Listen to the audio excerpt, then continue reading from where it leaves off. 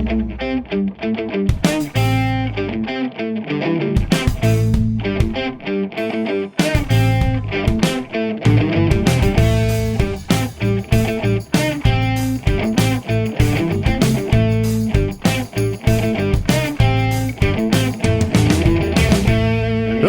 and welcome to Slick Talk. I'm your host, Blackstone Joe. You're listening to episode 70. I'm glad you're along for the ride. We have a lot to cover on today's show. Episode title is To Change or Not to Change. So we're going to be breaking down a sample of engine oil from my 21 Chevy Blazer. I have been told by the dashboard for the last couple of weeks I need to change engine oil soon. And as a senior analyst at a lab that looks at engine oil all day and decides what sort of shape it's in, I find myself in a unique position to take a sample, look at the results, and decide whether or not I will indeed change that oil. Now, you can follow along with the exact results I'm going to be breaking down. Just go to our social media pages, Facebook, Twitter, or Instagram. You can find exactly the numbers I'm going to be breaking down. So if you haven't already, cruise over to our social media pages, pull up those results, and you can follow along. First off, I want to give a customer shout out to Steven, proud owner of an '06 Ram. Thank you so much for mentioning Slick Talk on the oil slip with your latest sample. We love the feedback, and of course, we love your business even more. Thank you for letting us assist with the maintenance plan. Keep taking good care of the Ram. We love seeing the results, and we love having you as a listener of Slick Talk. Now I want to reintroduce myself a little bit because recently we dropped a trailer for Slick Talk and the response has been better than we could have imagined, especially on Instagram. I think we peaked at 29,000 views on that trailer, and I have to believe so many of those are views from folks who might be hearing about this show for the first time. So I found this to be an ideal opportunity to reintroduce myself a little bit. I am Blackstone Joe, a senior analyst here at Blackstone. I have been running this podcast along with my co-producer, Josh, and what we aim to do is give a look behind the curtain of what makes Blackstone different, what sets us apart. We are a oil analysis laboratory, and really what makes us different is the personalized approach. We take every oil sample and treat it with the commentary that applies directly to the type of owner, their experience level. We answer the questions, the comments, the concerns they have with the vehicle or whatever it may be that they're sampling, be it aircraft, a boat. And this oil analysis is for industry pros or rookies alike. No matter who you are, if you have sent the sample, you should be able to understand exactly what we're talking about. But in addition to the way in which we describe the results, we're an open door in the sense that we are easy to get a hold of. The analyst who wrote your report is easy to get a hold of. So if you ever want to speak to them directly, you can either give our offices a call or you can email and discuss any curiosities you may have about the results. That is just a little bit of the Blackstone difference. Keep listening and you'll learn more. And now we move on to the data.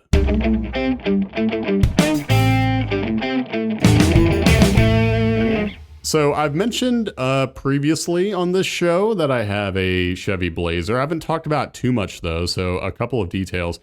It's GM's 3.6, specifically the LGX version of their 3.6 liter motor.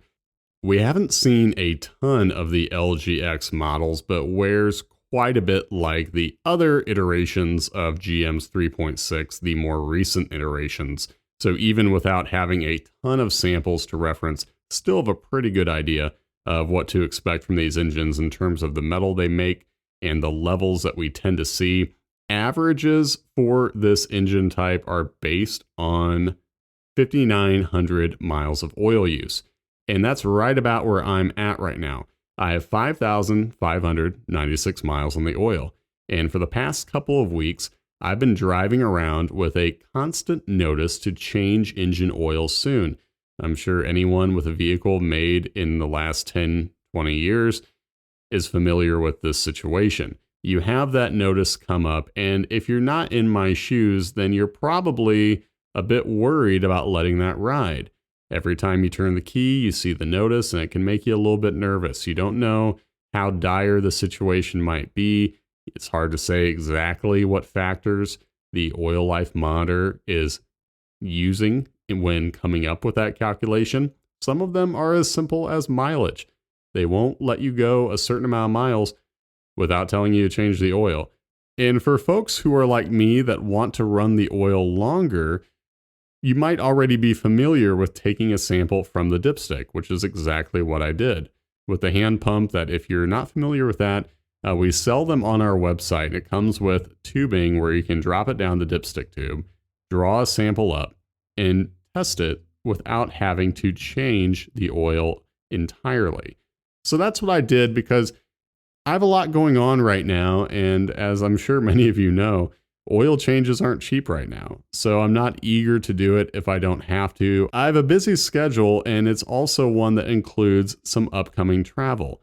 In the next week, I'm going to be driving to Louisville, and I'd rather not change the oil if I wouldn't have to. I'd like to get that trip out of the way, get back, do a little bit of a reset, change the oil when I have time. So my next move was to take a sample of the engine oil when I got to work. And here are the results. Again, if you haven't seen these yet, you can pull them up on our social media channels. So go to our Facebook, Instagram, or Twitter, and you can look at exactly the numbers I'm going to be talking about. This is a really good opportunity for people who are not familiar with the Blackstone report to get a little bit of a live analysis here. You'll get an explanation of the report layout as well. So if you're new to this, and even if you're someone who has looked at the report but maybe not understood all of it, pull this up right now and you'll get the analyst approach right now, right here in this episode. So starting at the top of the page, we have the lab number. We also have the unit ID. I call this car Furiosa, which if any Mad Max fans are listening, you know exactly what I'm talking about. I love that character in that movie, and I don't know, it fits the car. I'll include a picture of the car as well on social media so you can see if that nickname is fitting. I sure think it is. Now, below the clerical details at the top, you have other vehicle information. You have the make and model, which I discussed earlier. It's the LGX iteration of GM's 3.6. We have mileage on the oil I sampled, and we have 21 Blazer in the additional info because Furiosa, while it's a cool name, doesn't tell you what the vehicle is. So if you are choosing a unit ID and you want to, add some character to it, go ahead and put the vehicle information on your slip as well, and that way we know exactly what you sampled. Fine to use a nickname, but you also want to be able to forward along the vehicle information that allows us to know exactly what engine you have, and that way we can be specific with our averages. Now let's move on to the results. I'm going to skip the comment for now. We'll come back to it because once you see the results, I think the comment will make more sense to you. So here we have metals at the top, starting with aluminum. We have aluminum marked in bold. We also have iron and we have copper. Now these are wear metals, and they certainly are high if you compare them to the far right column, which is universal averages. Moving down the line, you can see we've marked silicon in bold as well. Now these elements are high, but we don't always mark elements that are high because they're a concern. This vehicle has 13,196 miles on the odometer. Per my records, because this was a lease that I picked up, I think with about 2,000 miles on it. As far as I know, we're looking at the second fill of oil that was put in the car. So these elements that are marked in bold aren't just because they're concerns or reason to worry. No, these are areas that we expect to improve. And you're going to see that the analyst, which happens to be co-producer on this episode, Josh, you can see he will address that in the comment. But before we get there, I want to jump down to the physical properties, because these play a key role in making the call on whether I need to change this oil or not. Let's start with the viscosity. It's at the lower end of the should be range, and we have the should be range in the middle column here. You can see it's 55 to 63 SUS, or you can also look at the Senestokes 8.88. Now, these levels are at the lower end of the range, but they are in range. It doesn't matter too much where exactly it falls. It still meets the specifications of a 530 oil. Better yet, we have a flash point that's high enough to rule out any measurable fuel. You can see our reporting limit is 0.5% for an actual percentage. The flash point is 400 degrees. And in the should be value column, you can see we want a level above 385. So we're all good there. We have no antifreeze, we have no water, and we have an insolubles level that is low. Now, this is how you know that the oil filter is doing well at keeping solids from reaching a high level. It's the oil filter's job to keep those solids low, and as long as you have a level that is not close or above the 0.6% limit, then you can be sure the oil filter wasn't used up. It was able to keep solids to a minimum. All good there. One last data point before I might lose the class, because I know it's a lot of homework here, but this is all important in determining how I'm going to proceed with the maintenance. So we have a TBN that is 2.6. That shows some active additive left, because a TBN over 1 means we aren't totally out of active additive. Now, that active additive is going to combat the acids that normally accumulate when oil is doing its job. So if you don't have harmful contamination, you don't have poor wear, and you just have oil that's doing the normal duties of cleaning and lubricating an engine, then you can rely on a sturdy TBN as a contributing factor in making the call about whether or not to run the oil longer. Now that we're done with the numbers, the elements, the physical properties, I want to switch gears to the all-important comment. So this is where we sum up everything, no matter who you are. If you're an industry pro, you're a rookie, no matter what your experience is, we are going to sit down and write a comment, because it's the personalized approach, the layout of the findings, and the explanation of what could or could not be a problem that is so pivotal to the Blackstone approach. So here we have a comment where if you look through it, you can see that the highlighted elements are discussed. And not only are they mentioned, but you also have explanation of where they are from. We do not expect you to figure this out on your own. And we also understand that these elements have a variety of sources. I've seen some reports from other labs where certain elements are grouped in categories like wear metals, contaminants, and additives, but importantly, some elements can be metals or contaminants. Some elements can be contaminants or additives. There are different explanations for these elements depending on the oil you're running, the additives you're using, and the engine type that you have. So not only are these elements marked in bold, but you also have a comment that details likely explanations for them and also what to expect moving forward. You can see that the analyst, who happens to be Josh here, is mentioning that we can expect metals and silicon to come down.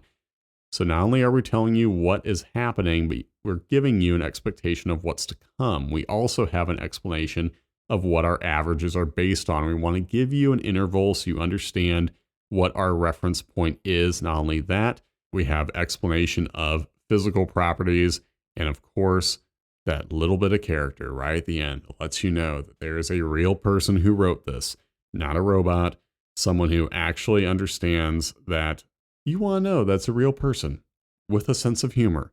About the sign-off line here, no bullet casings.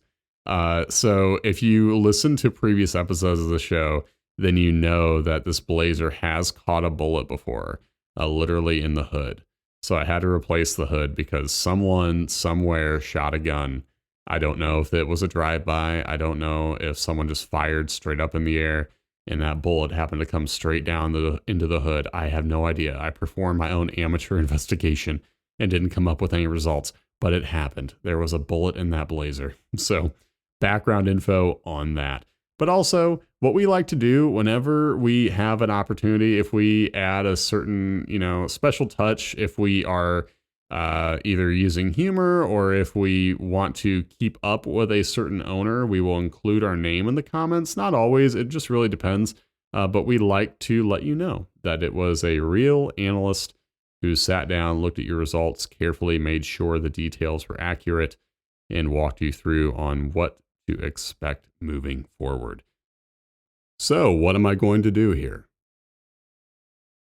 I don't know if my producer can throw in a drum roll sound effect, but if so, do it right here. I'm going to keep this oil in. So, a couple of things here. Metals are high. We do have some excess silicon we're going to watch as well. But I know that the likelihood of this metal not being poor wear is very good. I also know that the likelihood of silicon just being harmless sealer is again very good. I don't have reason to think that the silicon is excess dirt or debris because intake plumbing, the filter box, no loose connections, no leaks, and furthermore, I have an oil that's holding up well. It has a good viscosity, a good TBN. I don't have harmful contamination. And lastly, what I want to touch on here, I'm not going to be doing anything crazy with the oil change interval. What I want here is I want about another 1,000, 2,000 miles out of this fill. I don't do a ton of driving, and what's more, the upcoming driving I'm going to be doing is a lot of highway. So I want to talk about that as well. A lot of people have a misconception about highway driving and what it asks of the engine. It's not strenuous like the stop and go or short trips that I tend to do. So I have wear metals I'm going to see improvement from when I change this oil. And I know that the upcoming use is not going to be likely to result in spikes because the engine is being asked to do easier work, significantly easier, in the forthcoming miles than what I've put on the oil thus far. Highway means fewer heat cycles. The engine is going to be enjoying steadier RPMs. Unless you're a crazy person and you like to vary the RPMs all the time, you're constantly adjusting speeds, I'm going to be taking it easy, especially because I'll have my wife in the car and she has travel anxiety. So out of the kindness of my heart, we'll be going closer to the limit. We'll be doing consistent RPMs, and I won't be asking a lot of the motor. It won't be strenuous use. We're going to be cruising. We're going to be hanging out in Louisville, seeing some friends, and I'm going to keep the oil in use. And then I'm going to check back. I'm not going to leave you hanging. I think some folks will be interested in an update since I'm keeping the oil in use, so I'll be happy to let you all know how this situation turns out. So I'm going to take another sample when I get back, when I'm ready to change the oil, and see what I did. See how the metals compare, see what the oil's physical properties are. But I think this example right here gave you a look into the analyst process. Now, this doesn't mean that you need to be influenced necessarily by my maintenance choices. Remember that you need to do what you're comfortable with. So if you know that high metals, whether they're from wearing or not, you want to get them out, then by all means. If you want to proceed with a more careful oil change schedule, that's just fine. I have the benefit of looking at so many samples every day, and I know what I'm comfortable with, what I'm asking of the motor. This is all case-by-case basis, right? So if I happen to be looking at a used oil sample from a newer engine where I knew that the owner was doing a lot of racing, or if they were wanting to up the horsepower, if they're making modifications, they're asking way more of the engine, then I might change my tune on whether or not I want that oil to stay in, because if I know that the engine is likely to be generating a lot more metal in a shorter amount of time, then there's going to be caution involved. And especially if you're dealing with a situation where you don't know exactly how well that oil's holding up, say we don't have a TBN or we have a low viscosity, there's so much that goes into making the call. This is one narrative tied to one vehicle and one owner. So keep in mind the story is going to be different depending on what the vehicle is doing. And for that reason, we rely on trends, we rely on data specific to the motor and the owner. And that way you're getting the best recommendation possible. I hope you've enjoyed this walkthrough. I'm going to revisit the results when I get back from my road trip. And like I said, I'm going to Louisville. As for what I'm going to be doing there, I'm meeting up with some friends, and we're going to be checking out several distilleries because, when in Rome. And among those, I'm going to be checking out Angel's Envy, Rabbit Hole Distillery. Also going to look at Mitchers. It's not all bourbon, though. I'm going to check out the Louisville Slugger Museum. Going to get a personalized bat. I'm pretty excited about that. But if any of you have recommendations, because this episode is going to come out before I go, if you're from Louisville or if you're around the area, and if there's cool stuff I should do while I'm there, just holler at me and let me know. And reach out on the social media channels to do so. And if you haven't checked out the Slick Talk trailer yet, do it, because it's really cool. And I think that we're going to be producing some more content like that in the near future. So if you're not following our social media already, feel free to do so. We look forward to hearing back from you. Thanks so much for hanging with us through 70 episodes. We'll be back with more. But for now, this is Blackstone Joe signing off.